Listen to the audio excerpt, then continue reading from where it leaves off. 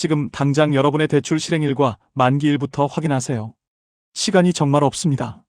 2026년 4월 대한민국 부동산 시장을 지탱하던 거대한 금융의 기둥이 뿌리째 흔들리고 있습니다. 금융당국이 수도권 다주택자를 정조준해서 대출 만기 연장, 원칙적 불허라는 사상 초유의 조치를 공식화했습니다. 이건 단순히 금리가 몇 퍼센트 오르고 내리는 차원의 문제가 아닙니다. 은행이 당신에게 빌려간 돈 전액을 지금 당장 갚으세요라고 통보하기 시작했다는 뜻입니다.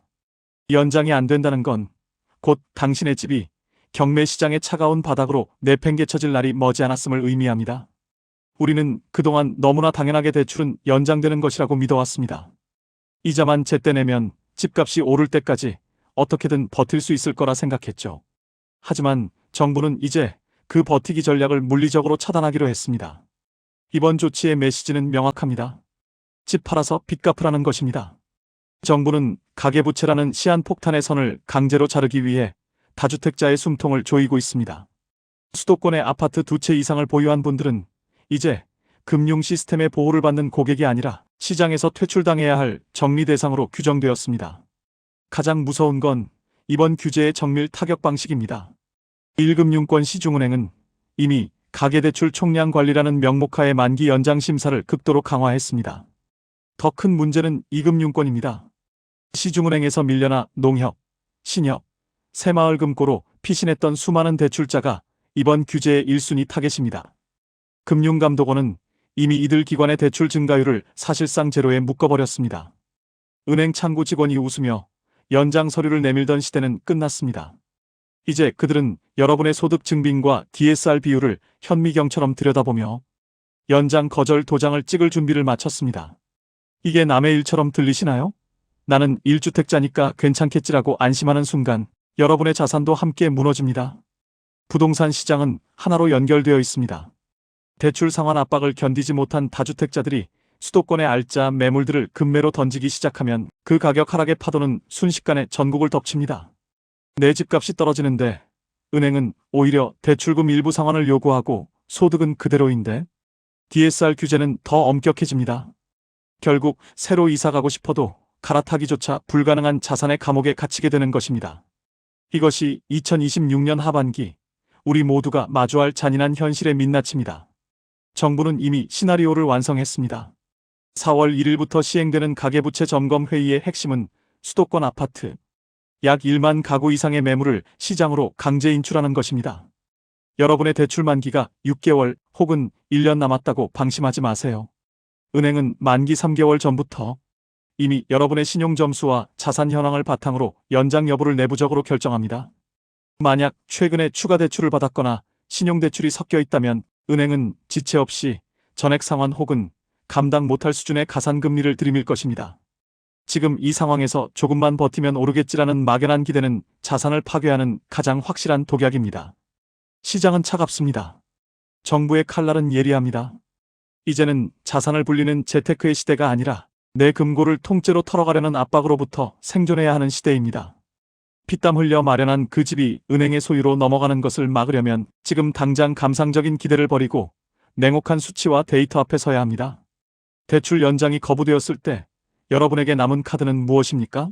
당장 수억 원의 현금을 마련할 방법이 있으신가요? 없다면 지금 이 순간부터 전략을 완전히 수정해야 합니다. 어떤 매물을 먼저 처분해야 하는지, 어떤 은행이 그나마 연장의 틈새를 열어두고 있는지, 그리고 정부가 내놓은 아주 미세한 예외 조항 속에 내가 포함될 수 있는지를 낱낱이 파헤쳐야 합니다. 정보가 곧 생존입니다. 남들이 뉴스 헤드라인만 보고 한숨 쉴 때 여러분은 행정 지침의 행간을 읽어야 합니다. 내 집을 지키기 위한 전쟁은 이미 시작되었습니다. 여러분은 승리자가 되어 자산을 지켜낼 것입니까? 아니면 무너지는 시장의 희생양이 될 것입니까? 그 선택의 기준이 될 구체적인 은행별 대응 전략과 생존 체크리스트를 지금부터 공개합니다. 자, 이제 막연한 공포가 아니라 우리 눈앞에 닥친 구체적인 상황을 직시해보세요. 만약 여러분이 대출 만기를 앞두고 은행 창구를 찾는다면 예전처럼 네, 연장 서류 여기 있습니다 라는 친절한 답변을 기대하기는 어려울 겁니다. 최근 수도권의 한 시중은행 지점에서는 다주택자 대출 연장 심사 통과율이 30% 미만으로 떨어졌다는 충격적인 소식이 들려오고 있습니다. 10명 중 7명은 은행으로부터 죄송하지만 전액 상환하시거나 최소 30% 이상의 원금을 갚으셔야 연장이 가능합니다라는 최후 통첩을 듣고 있다는 뜻입니다. 은행원들이 왜 이렇게 돌변했을까요? 그들이 냉정해서가 아닙니다. 금융감독원이 각 은행에 내린 가계대출 관리 실태 점검 때문입니다. 이제 은행 실적은 대출을 얼마나 많이 해주느냐가 아니라 얼마나 안전하게 회수하느냐로 평가받습니다. 특히 수도권 아파트 담보대출, 그 중에서도 거주 목적이 아닌 투자용 대출은 은행 입장에서 가장 먼저 털어내야 할 리스크 자산이 되었습니다. 여러분이 은행에 가기 전 반드시 알아야 할 3가지 냉혹한 현실을 먼저 짚어보겠습니다. 첫 번째는 LTV와 DSR의 소급 적용입니다. 대출을 처음 받을 때는 한도가 넉넉했을지 모릅니다. 하지만 연장 시점에는 현재의 강화된 규제를 그대로 적용받습니다. 2026년 현재의 엄격한 DSR 40% 룰에 갇히면 소득 증빙이 완벽하지 않은 분들은 대출금이 깎이는 게 아니라 아예 연장 자체가 거부될 수 있습니다. 두 번째는 금리의 역습입니다. 연장이 겨우 승인된다 하더라도 은행은 가산금리라는 무기를 휘두릅니다. 연장은 해드리겠지만 가산금리 2%를 더 얹겠습니다라는 식이죠. 0.1% 금리에 일희일비하던 시대는 지났습니다. 이제는 7%, 8%대의 고금리를 견뎌내거나 아니면 집을 포기하거나 둘 중 하나의 선택지만 남게 됩니다. 세 번째는 가장 치명적인 원금 상환 요구입니다. 만기 일시 상환으로 알고 있던 대출이 연장 과정에서 혼합 상환으로 강제 전환되는 경우가 속출하고 있습니다. 매달 이자만 내던 분들에게 갑자기 한 달에 수백만 원의 원금을 같이 갚으라고 요구하는 것이죠. 준비되지 않은 가계에 이건 사실상 파산 선고나 다름없습니다. 그렇다면 우리는 가만히 앉아서 당해야만 할까요? 아닙니다. 지금부터 제가 말씀드리는 은행 가기 전 생존 체크리스트를 반드시 머릿속에 새기세요. 가장 먼저 여러분의 신용점수 관리를 극한으로 끌어올려야 합니다. 지금 같은 시기엔 신용점수 10점 차이로 연장 여부가 갈립니다. 만기 3개월 전부터는 불필요한 카드 할부나 현금 서비스는 절대 금물입니다. 은행 내부 등급에서 조금이라도 우위를 점해야 협상 테이블에 앉을 수 있습니다. 둘째, 소득 증빙 자료를 최대한 유리하게 다시 구성하세요. 근로소득 외에 임대소득, 배당소득, 심지어 개인 사업소득까지 증빙할 수 있는 모든 서류를 챙기세요. DSR의 파고를 넘기 위해서는 단 100만 원의 소득 증빙도 소중합니다. 은행원은 서류로만 여러분을 판단한다는 사실을 잊지 마세요. 셋째, 정부가 열어둔 바늘구멍 예외 조항을 파고드세요. 다주택자라 할지라도 1주택으로 합치려는 일시적 2주택자나 질병 치료, 자녀 교육 등 불가피한 사유를 증빙할 수 있는 경우에는 연장의 실마리가 보일 수 있습니다. 규제의 틈새는 반드시 존재합니다. 그 틈새를 찾아내는 것이 생존의 핵심입니다. 여러분이 지금 이용하는 금융사가 어디인지 다시 한번 확인해 보세요. 1금융권이 막혔다고 해서 무작정 사채나 고금리 대부업으로 눈을 돌리는 건 자폭행위입니다. 오히려 정부에서 운영하는 서민금융진흥원이나 주택금융공사의 대환대출 상품 중 내가 갈아탈 수 있는 것이 있는지 밤을 새워서라도 조회해봐야 합니다.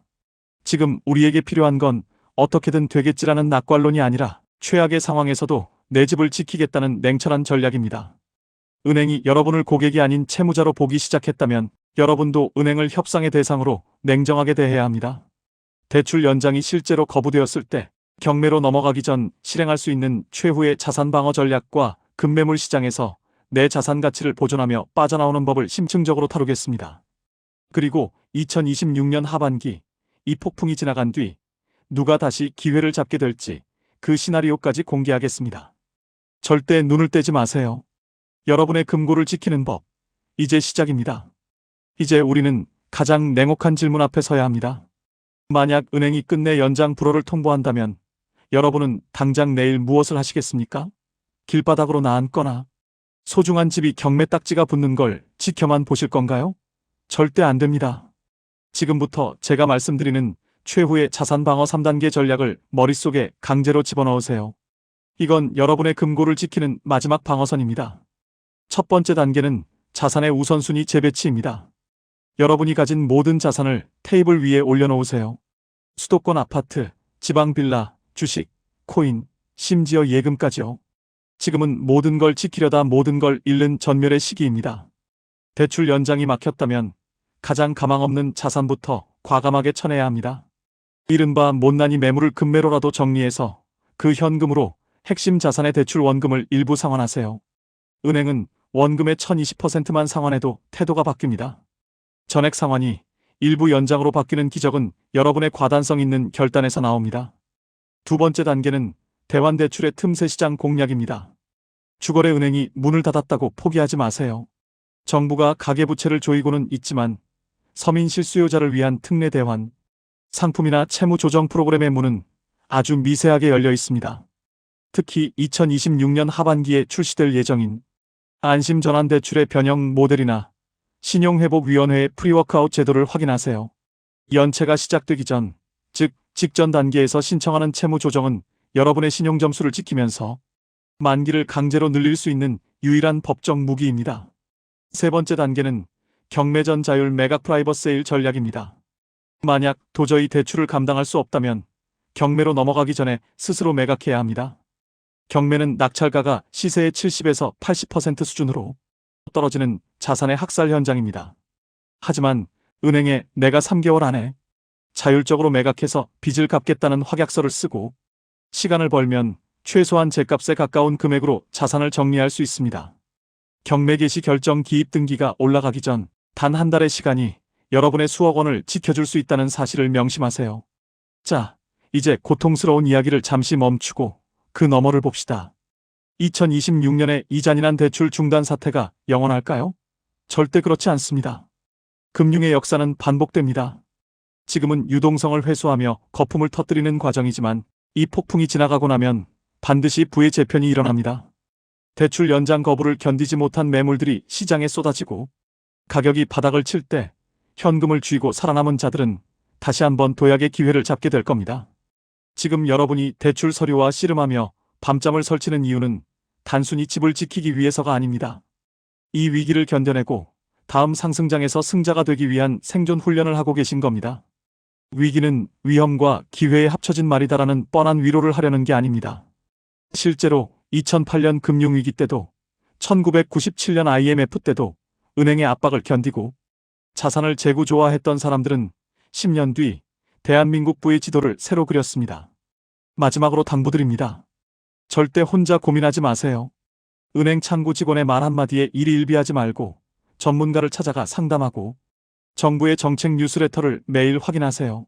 정보의 격차가 곧 자산의 격차가 되는 시대입니다. 당신의 금고는 앞으로도 여러분이 이 거친 금융의 파도를 무사히 넘길 수 있도록 가장 빠르고 정확한 정보를 전달하겠습니다.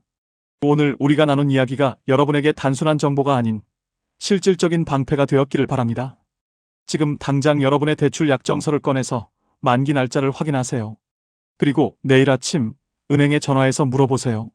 내 대출 현재 가이드라인으로 연장이 가능한가요? 라고요. 그 질문 하나가 여러분의 인생을 바꿀 시작점이 될 것입니다. 승리자는 위기를 피하는 사람이 아니라 위기 속에서 길을 만드는 사람입니다. 여러분은 반드시 여러분의 소중한 금고를 지켜내실 겁니다. 저는 다음 영상에서 더 구체적인 대응 사례와 성공적인 자산 방어 전략으로 돌아오겠습니다. 구독과 좋아요는 여러분의 소중한 금고를 지키는 가장 강력한 열쇠가 됩니다. 감사합니다.